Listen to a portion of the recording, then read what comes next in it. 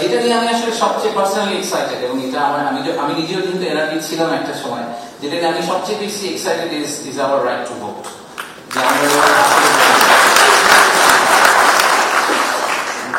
তো আজকে প্রথম আমরা আপনাদেরকে ভোটের প্রসেসটা একটু বলতে চাই।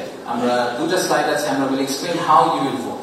সো যেটা হবে, খুব শীঘ্রই আমরা একটা অ্যাপ লঞ্চ করব বাংলাদেশ সরকার থেকে, যেখানে আপনারা আপনাদের যে পার্সোনাল আইডি আছে সেটা দিয়ে রেজিস্টার করতে পারবেন। ওয়ালটন এখন দেশের সীমানা পেরিয়ে পৌঁছে গিয়েছে 50টিরও বেশি দেশে। ওয়ালটন, ঘরে ঘরে, বিশ্বজুড়ে। এবং রেজিস্টার করার পরে আপনারা সেখানে আপনাদের এখন যে বর্তমান ঠিকানাটা আছে সেই ঠিকানাটা দেবেন। এই ভোটটা পোস্টাল ভোট অফিসের ঠিকানাটা প্লিজ ঠিকভাবে দিন, যাতে অন্য কারোর কাছে আপনার ব্যালটটা চলে না যায়। এই ঠিকানায় কিন্তু আপনার ব্যালট আসবে। সো যদি আপনি ভোটের দিন হঠাৎ করে ঠিক করেন যে না এখন আমি বাংলাদেশে চলে যাবো, বাংলাদেশে গিয়ে ভোট দিব, সেটা হবে না। আপনাকে আসলে ভোটটা এখান থেকে দিতে হবে। তা আপনার কাছে একটা এরকম সুন্দর খাম পৌঁছে যাবে, যে খামে একটা প্রি রেজিস্টার্ড খামও থাকবে, প্রিপেড খামও থাকবে, যেটা আপনি ফেরত পাঠাতে পারবেন ভোটটাকে। একটা এরকম কাগজ যাবে ওই ভোটের মধ্যে, ওই খামের মধ্যে। সেই কাগজটাতে প্রত্যেকটা মার্কা দেওয়া থাকবে, প্রার্থীর নাম লেখা থাকবে না।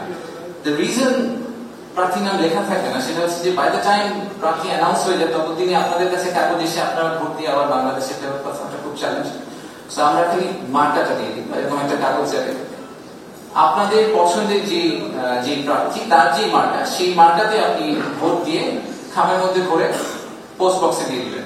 আপনি যখন একটা পোস্ট বক্সে দিয়ে দিবেন, this will go straight to আপনার কনস্টিটিউয়েন্সি। ধরেন let's say you are from Nilphamari returning অফিসারের কাছে আপনার এই খামটা পৌঁছে যাবে। সো ইলেকশনের সময়, ইলেকশনের এক দুদিন আগে আপনারা খামগুলো খুলে আপনাদের ভোট কাউন্ট করবেন। So I am genuinely excited.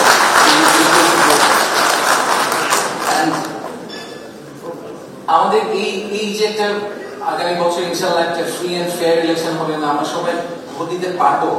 এই ভোট দিতে পারার ব্যাপারটা কিন্তু হঠাৎ করে হয়ে যায়নি।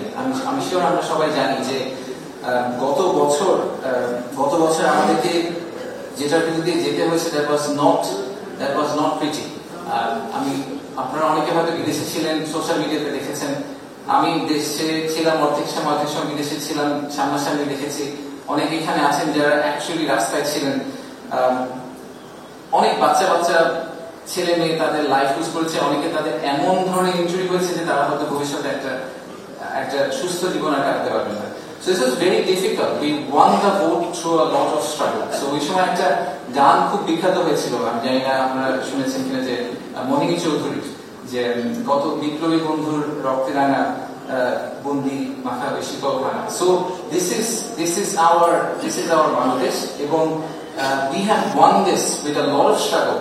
We all have won this with a lot of struggle. So we cannot let that fail. So this is a generational opportunity, and in generational opportunity যাকে ফুললি হার্নেস করার জন্য we need your help. So আজকের এই event থেকে all we expect, the purpose of this event, আমি দুটার সময় আমাকে জিজ্ঞেস করছি যে আজকের ইভেন্ট থেকে আপনার এক্সপেকটেশন কি। The expectation is a renewed sense of hope, যে Bangladesh and its children abroad, we can work together and we can create something absolutely new. Thank you.